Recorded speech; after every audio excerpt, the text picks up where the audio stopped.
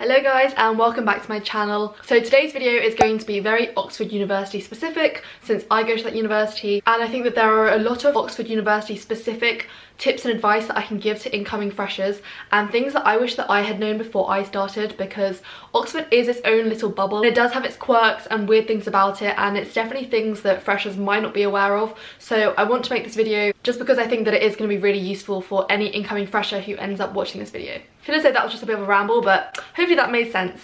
So let's get into the video. So you should have already received your college welcome pack in the post after UCAS confirmed your offer. In that pack we'll have a freshers welcome guide and lots of other resources. I think it might be in this pack as well that you need to confirm your place at the university with your college. I'm not really sure, but I remember when I was in my gap year I got a letter where I had to sign that I confirmed I wanted to enroll and become a member of the junior common room at my college, and that was in my gap year. But obviously if your offer is only confirmed on results day, then maybe it's in that pack, I don't know, but just make sure that you are confirmed as a student at Oxford, because you don't want to turn up to your college and realise that you haven't enrolled or done the admin stuff. So just make sure that you've confirmed your place. My next tip is you might have already been contacted by your college tutors, and if they have contacted you, chances are they are probably emailing you to set you some kind of summer work or pre-reading. My piece of advice is to just do that work. Just do it, because otherwise you are going to regret it. I would say that if it's something quantifiable like a problem sheet or an essay or some language work to go through, definitely do that, because chances are again that your tutors are going to ask you for that work, or they're going to find out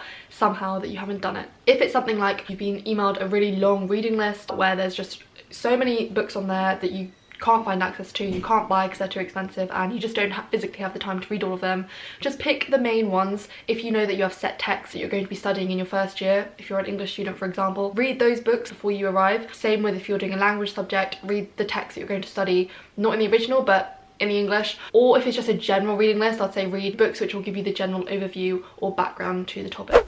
Something that really helped me before I arrived was calling up my college and asking them whether I had a single or a double bed. This was obviously really useful because I was bringing my bedding and I needed to know what my bed was going to be. At new college, very few first years are allocated a room with a double bed. I mean, I didn't get a double bed in my first year, but I might have turned up and got one. So I wanted to make sure that I knew what bedding to take, so that is quite a good idea. And now that I remember it, yeah, this is really important to do, because having a deferred entry offer, I remember I called up my college about what bed I had, and they told me that I wasn't on the database and that I didn't have a room, hadn't been allocated one. So yeah, it's good to call them up anyway, just to check that you have a room, because if I hadn't done that, I definitely would have turned up and they would have been like, what? We don't have a room for you. Join your college Facebook JCR group. JCR stands for Junior Common Room, which is the undergraduate body at your college. There will be a Facebook group online called X College JCR 2019 to 2020. Join that if you haven't already. That's where all of the updates and events and everything's posted throughout the whole year. Also, if you've been contacted by your college parents, for example in my welcome pack that I got in the post, I had a letter from my college mum and it had her contact details on it. So if you've been contacted by your college parent who does your subject and is in the year above you,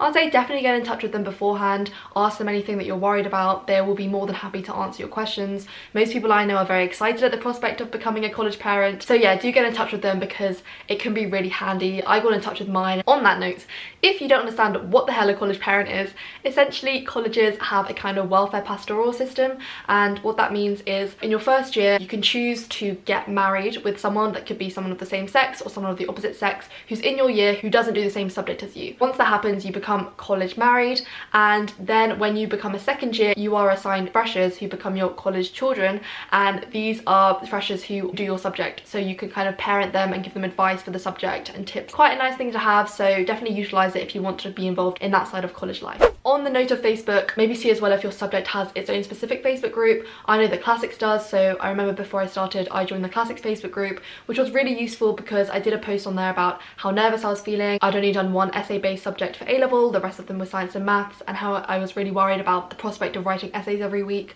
and I'd just also taken a gap year, so I was just really worried about all of that. So I remember writing on there and I got a lot of reassuring advice. Also, joining your subject Facebook group means that you have the chance of buying older years textbooks and books that they no longer need anymore secondhand and for a really good price. This is a really important tip. Please take this on board. There is one major, really big university-wide Facebook group. It's called like the Oxford University Freshers 2019 or something like that. On there, there'll be people advertising Freshers Week tickets, wristbands, events, all of these things. Do not buy them.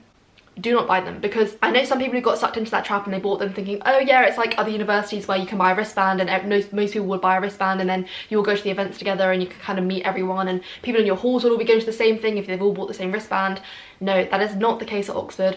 At Oxford, your college will have created its own timetable of events. It will have allocated certain clubs for different club nights. These are all going to be different at different colleges. Don't buy anything beforehand because your college has its own program. Your college will have 2 entertainment reps, ENTS reps, who will be selling tickets from the first day that you arrive at Freshers Week, and they'll explain everything to you. So do not buy any tickets before you get there, because they are sold to you by your own college, and you don't really want to be buying a wristband to something that A, you probably won't end up using, B, you won't know anyone who's going, and C, you just won't be going to the same club nights that your college is, and why would you do that? I would say at Oxford, drinking tea is definitely a thing. I know, as is wine. But anyway, drinking tea is a thing.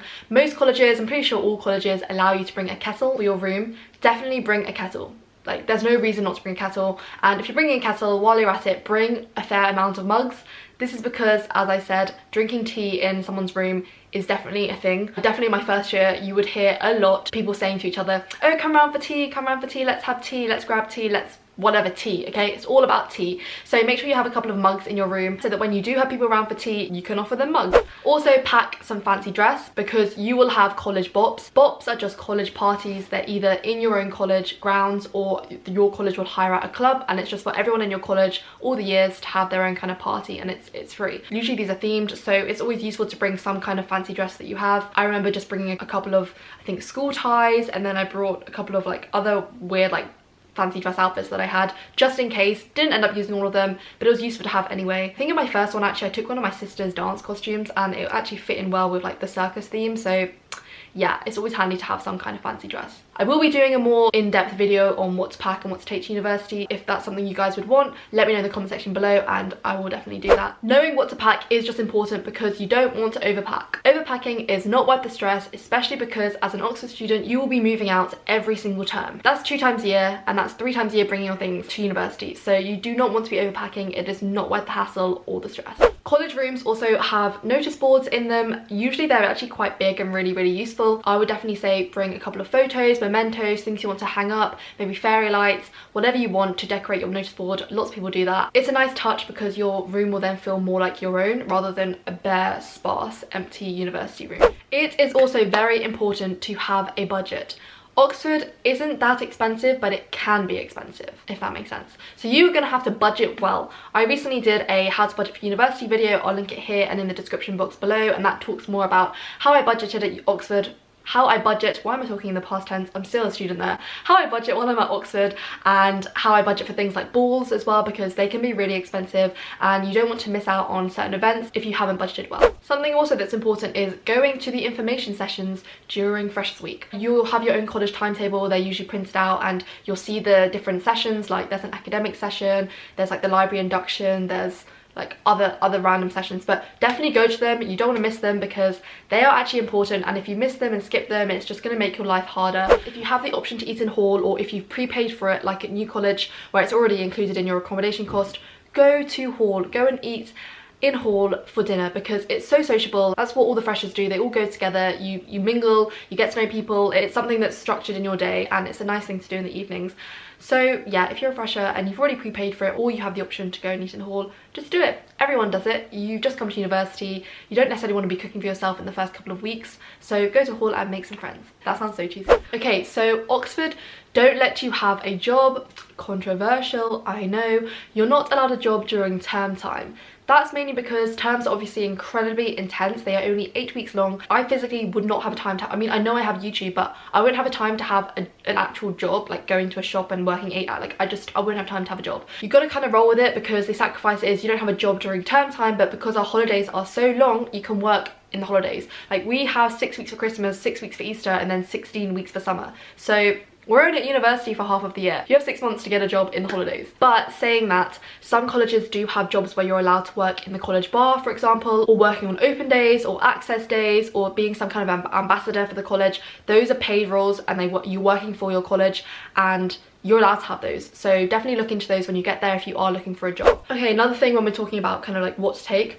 Printers. People have asked me as well about taking printers. I have survived without my own printer for 3 years, but I think that also depends on how much you're going to be printing, how much you need to be printing. I very much happily use the college printers and I just print out stuff when and as I need it. And because I lived in college for the first 2 years, I just walked to the college library and it's not that far.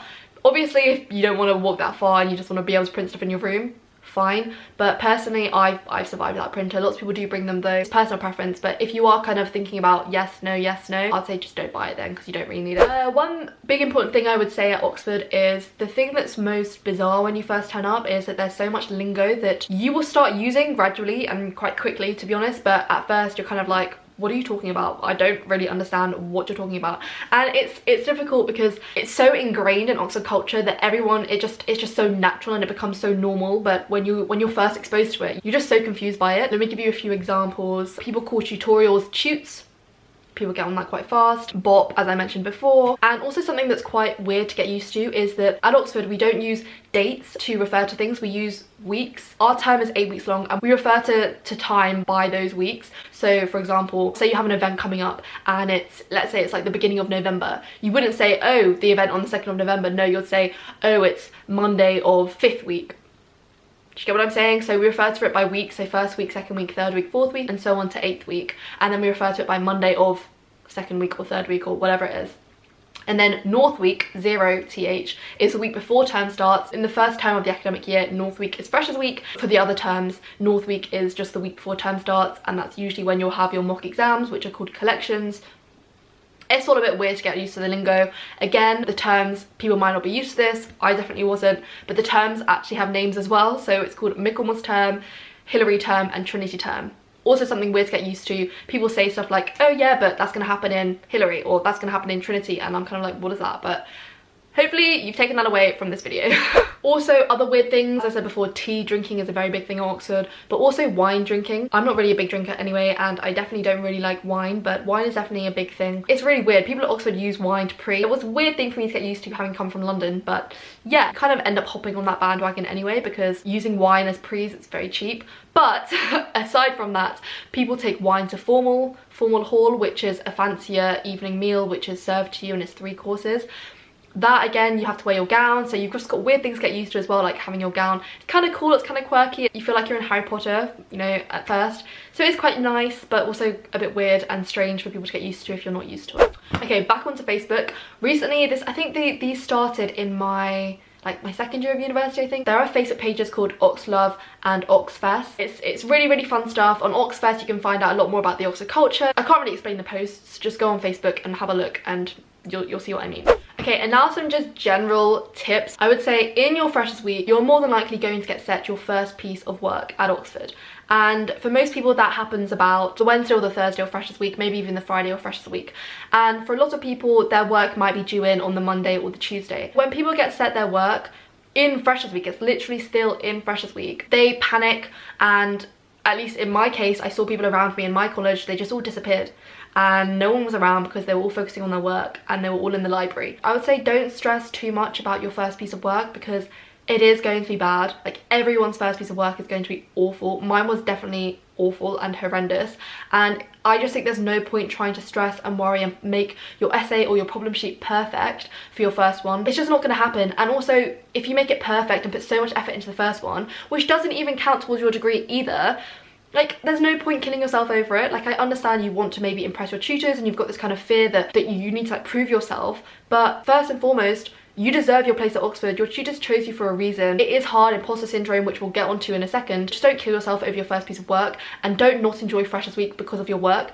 Everyone is in the same boat, but you don't want to ruin your Freshers Week experience because this is your only Freshers Week. You're not going to have Freshers Week again, so don't ruin it by stressing about work and hiding in your room. Don't stress too much about your first piece of work, please don't, and do not try to perfect it, especially if it's an essay.